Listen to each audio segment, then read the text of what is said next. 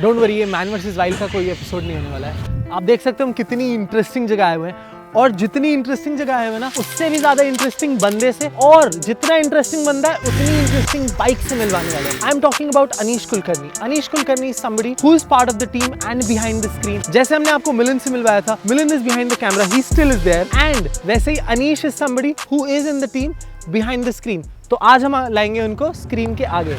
But Anish है कहाँ?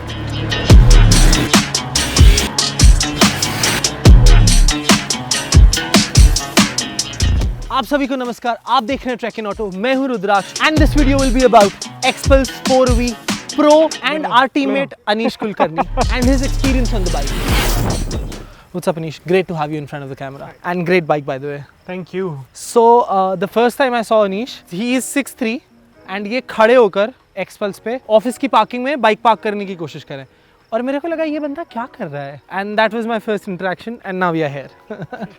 Can you tell us about your riding history? Where did you start motorcycling? पहली bike कौन सी थी आपकी जिस पे आपने सीखा? Initially, as everyone does, I started from a Splendor. Later, I had a CVG Extreme. Since I moved to Pune, I had a Dio scooter, and we decided to get a bike early 2016. So I got a 2016 Duke, KTM Duke 200. And आपने मेरे को बताया कि आपकी जो extreme थी, CVG extreme, वो आपके डैड की थी, and then your dad got a car, और फिर आप अपने आप शिफ्ट हो गए CVG पे। एंड क्या एरा था CVG का, right? I guess that's the bike which started the whole sports bike scenario in India, right? That's what got me into biking. Yeah, man, that is one of the most reliable and fun bikes to ride. And then you got a Dio. ठीक है, scooties, let's not talk about it.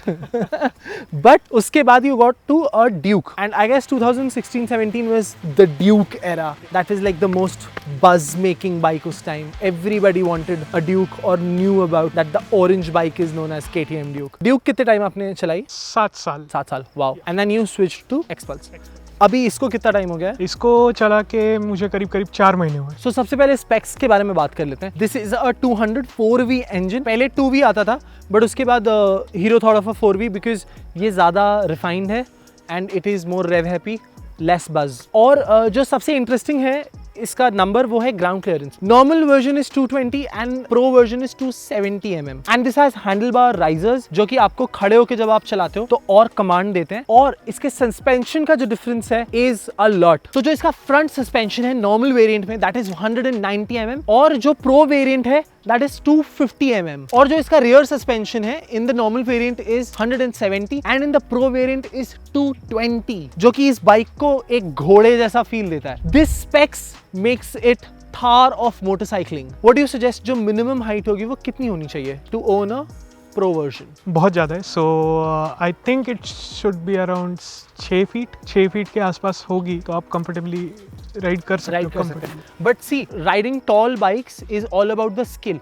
अगर आप 5'8" हो, 5'5" भी हो ना, तो भी अगर आप ये बाइक चलाना एक बार सीख गए, then it becomes very easy. So जो सबसे बड़ा टॉपिक है मेरे मन में इस बाइक के बारे में, that this bike is the underdog of adventure bikes. Hero is the company जिसने off road motorcycling Indian market में इंट्रोड्यूस की विद द इम्पल्स 150. और Impulse was so ahead of its time कि तब लोगों को समझ में ही नहीं आया कि ये बाइक है क्या. And look at us now that we are on a 4V Pro version. So आपने बताया आपके पास ड्यूक थी पहले. सो ड्यूक से इस पे शिफ्ट होने पे आपको ऐसा लगता है कि पावर कम है इसमें? वो तो लगता ही है, क्योंकि इसका पावर कंसिडरेबली कम है उससे. को हाई कंप्रेशन इंजन था. इस पे इतना ट्रैफिक में वगैरह स्ट्रगल करती है, थोड़ा ओवरटेक्स में क्विक नहीं है जैसे ड्यूक होती है. सी, आप एक 17 इंच बाइक को एक 21 इंच बाइक से कंपेयर करोगे तो ऑब्वियसली वो स्लो तो फील होगी.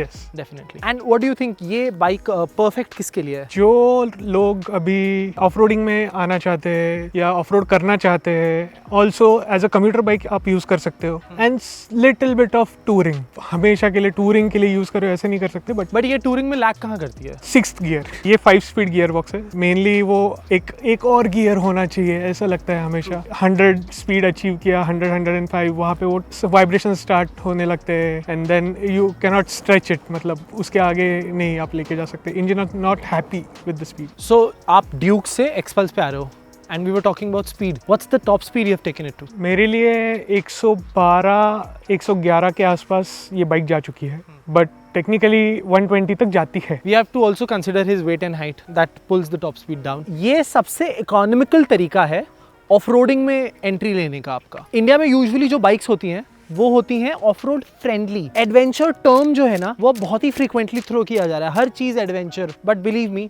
यूजुअली ये जो टर्म होता है that's a marketing gimmick, but this is a proper adventure, proper off-roading bike, or this is one of the most economical way to get into adventure riding. Am I right? Yes.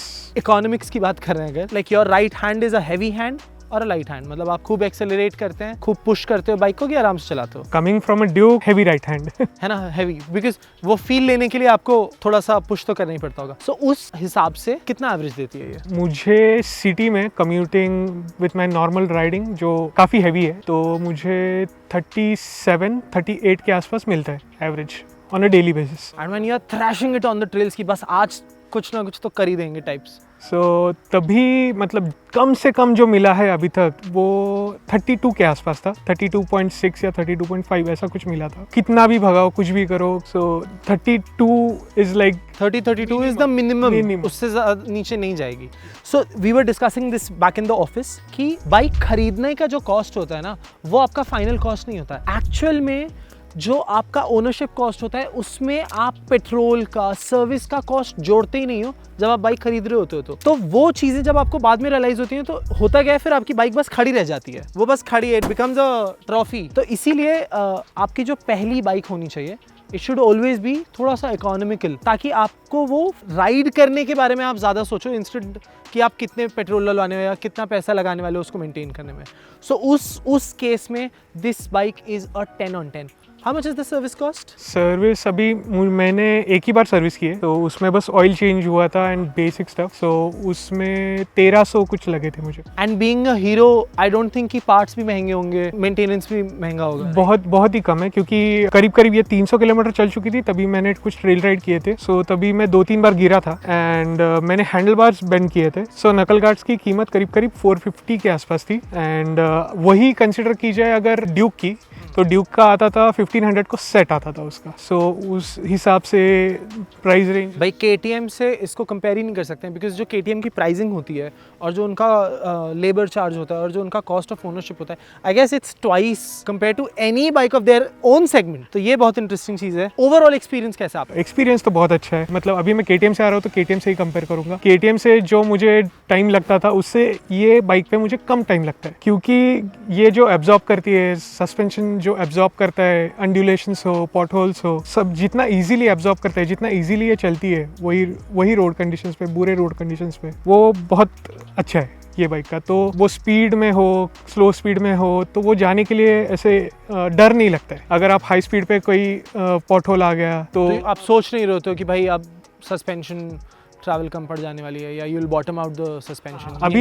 अभी तक Duke का suspension में अगर ride पे जाऊँ तो 1 या 2 बार तो बॉटम आउट होता ही था, फ्रंट होता था, रेयर होता ही था, because of my weight and height and everything. ये बाइक का अब तक अभी 4 महीने हो गए, इतने सारे राइड्स हो गए, बट अब तक ये बॉटम आउट हो नहीं। And the most interesting part is कि इंडिया में on road is also the of road most of the time, कि कई बार सड़कें इतनी खराब होती हैं कि आपका ऑन रोड ही ऑफ रोड है।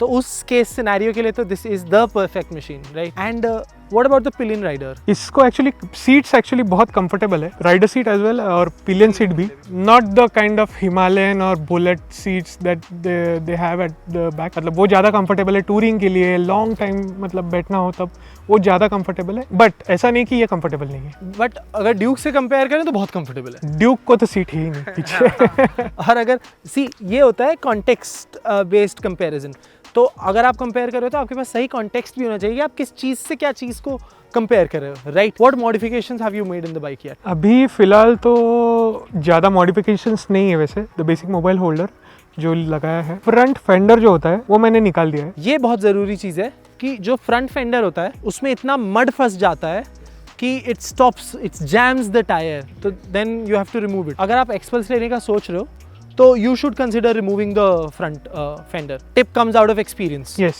तो आपको भी ये consider करना ही पड़ेगा. Finally, let's come to the conclusion. Why did you get this bike? So मेरे पास पहले ड्यूक थी एंड उसमें मैं बहुत ऑफ रोड राइड्स करने लगा था, इनटू ऑफ रोडिंग। पहले बेसिक ट्रेल राइड्स और वो सब होती थी, उसके बाद एंड्यूरो शुरू हुआ, बट उसमें ज़्यादा ये नहीं था, सस्पेंशन ट्रैवल नहीं था, it was not of road friendly. It is a proper proper street bike, वो चीज़ें उसमें कम थी। इसमें जो ऑफर किया है हीरो ने ये प्राइस रेंज में, the suspension, the build quality, ownership the experience, cost of everything. Cost, या I know. It's just mind blowing कि क्या क्या नहीं है ये प्राइस रेंज में। ऐसा है KTM से आते हुए इसकी पावर डेफिनेटली थोड़ी कम थी, बट वो ऑफ रोड में थोड़ा एडवांटेज देता है आपको। पावर थोड़ा कम होना इनिशियल जब आप एक्सेलरेट करते हो, मतलब सरप्राइज नहीं करता है वो, अगर आप सीख रहे हो, कुछ कर रहे हो। This is a more forgiving. Forgiving, yes definitely it is a more forgiving bike कि आप कहीं पे मिस्टेक करते हो वो पनिश नहीं करता है आपको। KTM वैसा नहीं है। Slightest of the mistake and it tells you कि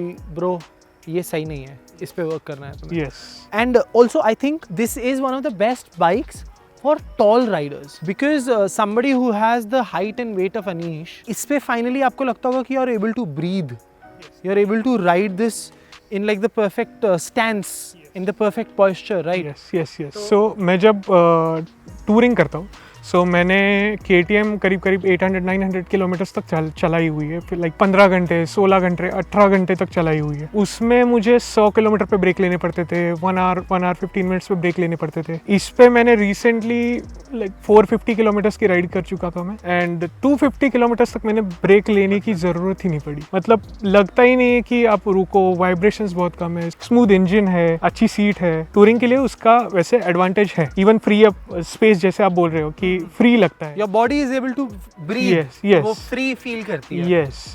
So 6 फुट राइडर के लिए KTM Duke was very cramped. हाँ, तो मुझे लेग्स बहुत बेंड करने पड़ते थे, क्रैम्प्स आते थे, तो वो सब प्रॉब्लम्स होती थी। इसमें बिल्कुल भी नहीं है वो। So all the tall riders who are watching, जो भी 6 फुट एंड above है, वो ये बाइक कंसिडर कर सकता है। Not just the pro version, Xpulse in general consider कर सकता है वो। So अगर कोई ऐसी बाइक चाहिए हो जो ऑफ रोड आप कर पाए, इजीली कर पाए, अच्छे प्राइस रेंज में चाहिए, अच्छी डील चाहिए, तो आप डेफिनेटली एक्सपल्स कंसिडर कर सकते हो। आपको उसमें मॉडिफिकेशन करने हो तो आप उसमें रैली किट ऐड कर सकते हो, which comes at around like 50,000 और सो। बट जब आप इनिशियली खरीद रहे होते हो बाइक, तो जो डिफरेंस है प्रो और नॉर्मल एक्सपल्स के बीच में, that is just 8,000 rupees. Yes. मुझे पता था कि मुझे वो एक्सटेंडेड सस्पेंशन चाहिए, द बिगर सस्पेंशन चाहिए, एंड फुट पैक्स चाहिए, हैंडल बार राइजर्स चाहिए, ये सब मॉड्स मुझे ऑलरेडी चाहिए थे पहले से ही। सो बाद में ऐड करने से अच्छा मैंने प्रो वर्जन के लिए ऑप्ट किया, इनिशियली लिया। हाँ, और हाइट का मेनली मेरे को कुछ इशू नहीं था, उसके सीट हाइट का, जो जनरली लोगों को होता है कि सीखते समय वो हाइट उतनी नहीं चाहिए होती है। सो वो इशू मुझे नहीं था। And the most interesting part is कि अगर आपने इस बाइक पे बाइक चलाना सीख लिया ना, तो फिर आप कोई भी बाइक चला सकते हो, क्योंकि इसकी हाइट इतनी है। This is 891 mm of seat height, that's a lot. अगर आपने 891 mm पे सीख लिया तो आपके लिए GS, टेनरे, अफ्रीका ट्विन, ट्रांसलैप आ रही है, ठीक है, फिर वो कुछ भी नहीं है। मतलब this entry point sets a bar so high कि फिर nothing is higher. That's why we call it Thar of motorcycles. आपको क्या लगता है, व्हाट्स द अपग्रेड? अभी मुझे अगर लेना हो तो may be a bigger engine, which would be XPulse 400। I am glad you didn't say the Himalayan 450। जिस तरीके से ये पोजीशन करती है अपने आप को मार्केट में, इतनी ऑन पॉइंट पोजीशनिंग है इसकी कि मैं बता नहीं सकता हूँ। Economical in all senses, it is so capable ना कि आप ट्रेल राइडिंग नहीं, ट्रेल हंटिंग कर सकते हो, ट्रेल फाइंडिंग कर सकते हो, आप नई ट्रेल्स बना सकते हो इससे लिटरली। मतलब वो जैसे मूवीज में पहले के दिखाता था ना, इंडियाना जोन्स मशेटी लेके जंगल काटते हुए जा रहा है, रास्ते बनाते हुए। So you can literally be the Indiana Jones on this bike. So Anish, the final question, अगर आपको सम अप करना हो अपना एक्सपीरियंसेस बाइक के साथ, तो क्या होगा वो? ये प्राइस रेंज में ये बाइक सब कुछ देती है। कम्यूट कर सकते हो रोज, आपको अगर ऑफिस जाना है, आना है, रोज आप चला सकते हो। इंजन हीट नहीं होता है, बिल्कुल भी हीटिंग के इश्यूज़ नहीं है, इजीली कम्यूट कर सकते हो। फिर आपको टूरिंग करना है, आप टूरिंग कर सकते हो। आपको अगर ऑफ रोड सीखना है, स्पेशली अगर ऑफ रोड सीखना है, तो दिस इज़ द बाइक। सो आपको सिटी में चलाना है, टूरिंग करना है, ऑफ रोड करना है, ये सभी बॉक्सेस को टिक करती है। So it just checks all the boxes and it's a good starting point for all ways of riding। मतलब आप एडवेंचर कर सकते हो, आप सिटी राइडिंग कर सकते हो, आप ऑफ रोड कर सकते हो, आप टूरिंग कर सकते हो। मतलब अगर आपका ये स्टार्टिंग पॉइंट है ना into motorcycling, it's a very good starting point. And it was a great conversation with you Anish. Great to have you in front of the camera. आपको कोई भी सवाल हो इस बाइक से रिलेटेड या आप खुद एडवेंचर बाइकिंग स्टार्ट करना चाहते हो तो please come in the comment section and do subscribe the channel for more content like this. और अगर आपके मन में कोई आइडिया है जो आप जिस बारे में वीडियो देखना चाहते हो तो वो भी हमें कमेंट सेक्शन में ज़रूर बताएं। और हमारी एक छोटी सी दिक्कत है जो आप सॉल्व कर सकते हो। We don't have a million subscriber and by end of the year we want million subscriber. So please subscribe and keep trekking, ride safe, see you in the next one.